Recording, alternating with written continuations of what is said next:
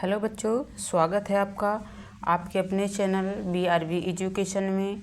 तो दोस्तों, आज हम पढ़ने वाले हैं मानव ग्रंथियाँ। ठीक है, मानव ग्रंथियाँ से रिलेटेड जो भी हमारे PYQ हैं, रेलवे में आए हुए ये क्वेश्चन हैं, NTPC ग्रुप D और टेक्नीशियन में ये सारे एग्ज़ामों में आए हुए क्वेश्चन लिए गए हैं हमारे प्रीवियस ईयर के।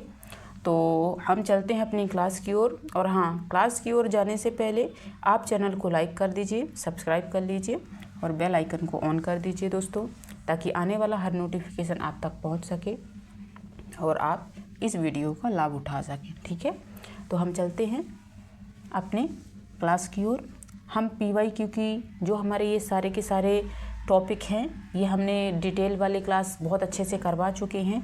इसीलिए मैं आपको PYQ लेकर आ रही हूँ, ताकि जो बच्चे हमारी फुल डिटेल वाली क्लास देख चुके हैं तो उनको प्रैक्टिस करने का मौका दिया जाए और उनको आइडिया लगे कि जो एग्ज़ाम में आते हैं क्वेश्चन, किस टाइप के क्वेश्चन बनते हैं।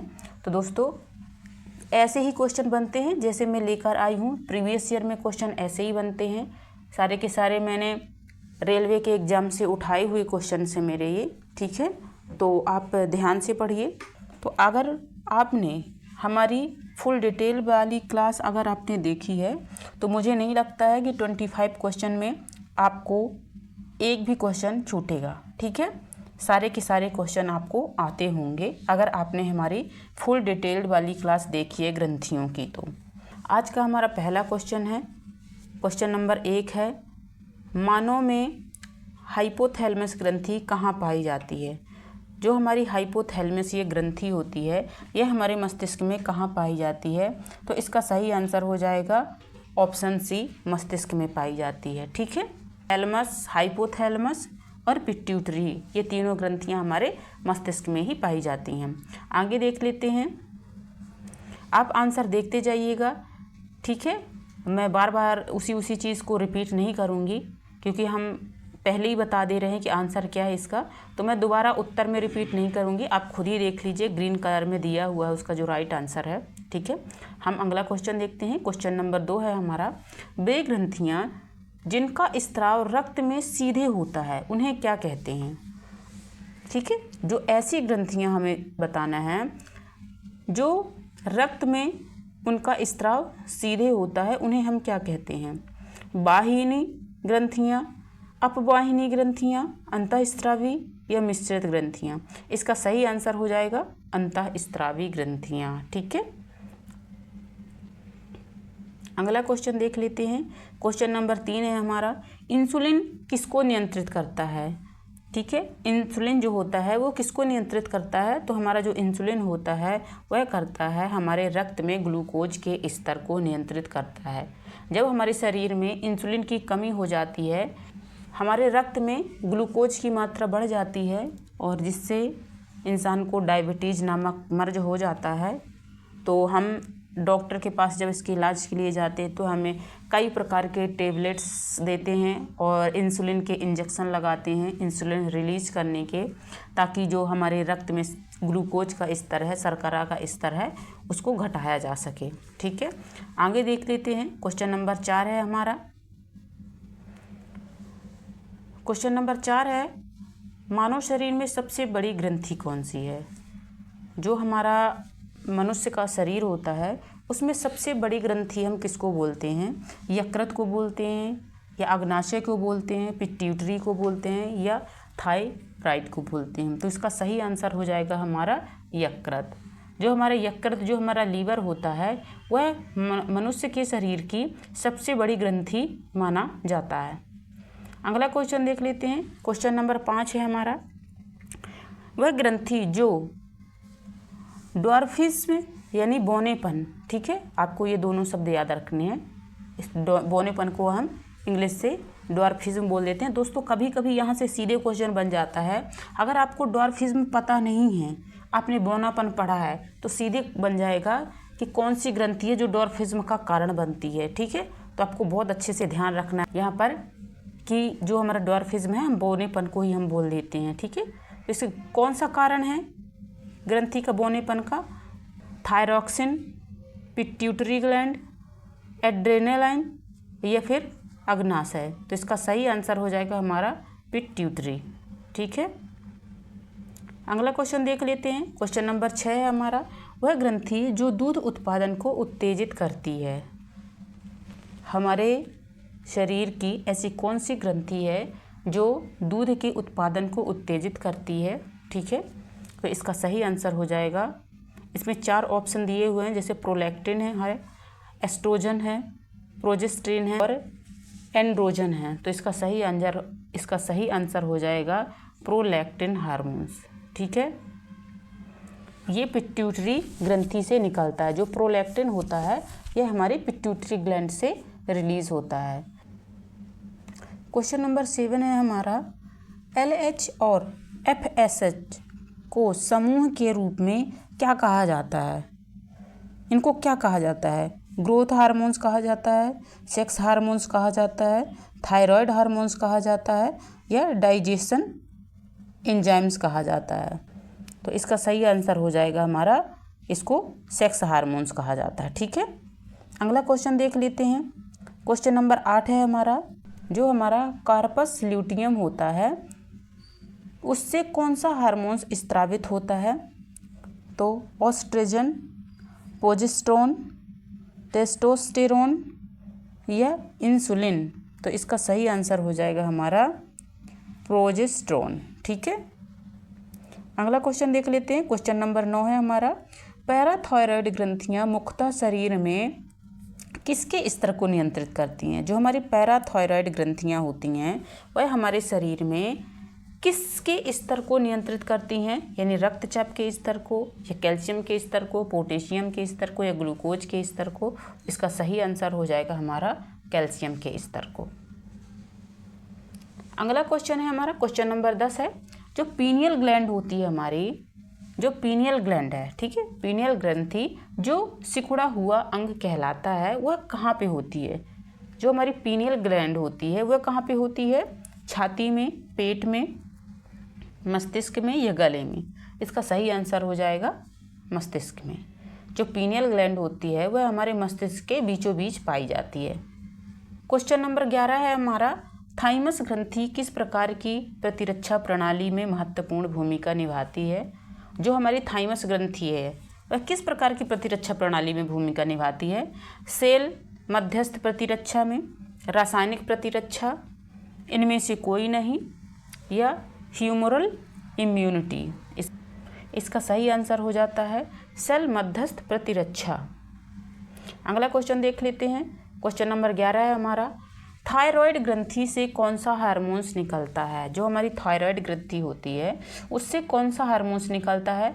एड्रेनालिन, इंसुलिन, थायरॉक्सिन या गर्भवती हार्मोन्स। इसका सही आंसर हो जाएगा हमारा थायरॉक्सिन।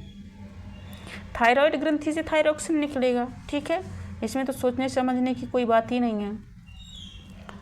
अब हमारा क्वेश्चन नंबर 13 है, एड्रेनल ग्रंथि से स्त्राव नहीं होता। जो हमारी एड्रेनल ग्रंथि होती है, एड्रेनालिन ग्रंथि होती है, उससे किसका स्त्राव नहीं होता है? एड्रेनालाइन, कोर्टिसोल, इंसुलिन या एंडोस्टेरोन। इसका सही आंसर हो जाएगा इंसुलिन। ठीक है, जो इंसुलिन होता है वो हमारे पैनक्रियाज से निकलता है। कहाँ से निकलता है? पैनक्रियाज से। ठीक है, अगला क्वेश्चन देख लेते हैं। क्वेश्चन नंबर 14 है हमारा, पैनक्रियाज जो होता है, मतलब जिसको अग्नाशय बोल देते हैं, यह दोनों आपको नाम याद रखना है। पैनक्रियाज आप ध्यान रखना है बहुत अच्छे से, क्योंकि सीधे क्वेश्चन पूछ दिया जाता है, अग्नाशय ना पूछकर सीधे पैनक्रियाज लिख दिया जाता है। बस इंग्लिश नहीं लिखी जाती, लिखा हिंदी जाता है, जैसे कि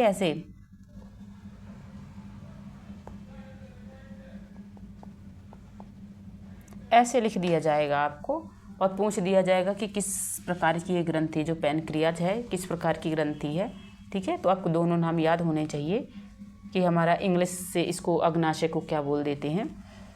तो इसमें ऑप्शन है केवल अंतःस्रावी, केवल अपवाहिनी, एक मिश्रित ग्रंथि और कोई भी नहीं। ठीक है, इसका सही आंसर हो जाता है हमारा एक मिश्रित ग्रंथि। यह एक मिश्रित ग्रंथि है जो बाह्य और अंतःस्रावी दोनों के अंतर्गत आती है। क्वेश्चन नंबर 15 है, ग्रंथि जो कैल्शियम का स्तर बढ़ाने में मदद करती है। ठीक है, ऐसी कौन सी ग्रंथि है जो हमारे कैल्शियम के स्तर को बढ़ाने में मदद करती है? थायराइड, पैराथायराइड, एड्रेनालिन या पिट्यूटरी? इसका सही आंसर हो जाएगा पैराथायराइड। क्वेश्चन नंबर 16 है हमारा, ग्रोथ हार्मोन्स, जो हमारा ग्रोथ हार्मोन होता है, ग्रोथ हार्मोन के उत्पादन का मुख्य स्थान क्या है? जो हमारा ग्रोथ हार्मोन होता है वह कहाँ पे उत्पादित होता है? थायराइड में, पिट्यूटरी में, पैनक्रियाज में या थाइमस में? इसका सही आंसर हो जाएगा हमारा पिट्यूटरी में। ठीक है, इसका आकार, जो पिट्यूटरी ग्लैंड का आकार मटर के दाने जितना होता है, बहुत छोटी सी पाई जाती है। और जो पिट्यूटरी ग्लैंड होती हैं उसके मुख्यतः 2 भाग होते हैं। जो फुल डिटेल वाली क्लास है मैंने बहुत अच्छे से पढ़ा के रखा है वहाँ पे। अगर आपने वो वाला वीडियो नहीं देखा है हमारा फुल डिटेल वाली क्लास, तो पहले फुल डिटेल वाली क्लास आप देख लीजिए, उसके बाद आप प्रैक्टिस कीजिए। ठीक है, क्वेश्चन नंबर 17 है हमारा, सिक्रेटिन हार्मोन किसके द्वारा उत्पादित होता है? जो सिक्रेटिन हार्मोन होता है वह किसके द्वारा उत्पादित होता है? पैनक्रियाज के द्वारा, पेट की अंतःस्त्र कोशिकाओं द्वारा, थायराइड ग्रंथि द्वारा या पिट्यूटरी द्वारा? इसका सही आंसर हो जाएगा पेट की अंतःस्त्र की कोशिकाएं द्वारा। क्वेश्चन नंबर 18 है हमारा, इंसुलिन स्त्राव करती है। जो हमारी इंसुलिन होती है वह क्या स्त्राव करती है? अल्फा कोशिकाएं, बीटा कोशिकाएं, एप्सिनॉल सेल या डेल्टा सेल? इसका सही आंसर हो जाएगा हमारा बीटा कोशिकाएं। क्वेश्चन नंबर 19 है, ग्लूकागॉन। ठीक है, ग्लूकागॉन स्त्राव करने वाली कोशिकाएं कौन सी हैं? तो अल्फा कोशिकाएं, बीटा कोशिकाएं, डेल्टा कोशिकाएं या एफ सेल? इसका सही आंसर हो जाएगा हमारा अल्फा कोशिकाएं। क्वेश्चन नंबर 20 है, सोमैटोस्टेटिन किस ग्रंथि से प्रेरित होता है? तो अल्फा सेल से होता है, बीटा सेल से होता है, डेल्टा सेल से होता है या एफ सेल से होता है? इसका सही आंसर हो जाएगा हमारा डेल्टा सेल। ठीक है, क्वेश्चन नंबर 21 हमारा, एफ सेल से स्रावित होने वाला जो हार्मोन्स होता है वह कौन सा होता है? इंसुलिन होता है या ग्लूकागॉन होता है, सोमैटोस्टेटिन होता है या पैनक्रियाटिक पॉलीपेप्टाइड होता है? इसका सही आंसर हो जाएगा पैनक्रियाटिक पॉलीपेप्टाइड। क्वेश्चन नंबर 22 है हमारा, इनमें से कौन सा अंग ग्रंथि नहीं है? इनमें से कौन सा हमारा अंग है जो ग्रंथि नहीं है? ठीक है, तो इसका ऑप्शन ए है एड्रीनल। ठीक है, ये एक ग्रंथि है, एड्रीनल ग्लैंड होती है हमारी। ये लीवर हमारे शरीर की सबसे बड़ी ग्रंथि होती है। पिट्यूटरी ग्लैंड हमारे मस्तिष्क में जो पाई जाती है, और गॉल ब्लैडर। ठीक है, तो इसका सही आंसर हो जाएगा गॉल ब्लैडर। जबकि ये जो पित्ताशय होता है हमारा, जो गॉल ब्लैडर होता है, ये पित्ताशय होता है, ये पित्त रस को एकत्रित करता है। ठीक है, जो पित्ताशय, जो हमारा पित्त होता है वो रिलीज कहाँ से होता है? वो होता है हमारा लीवर से।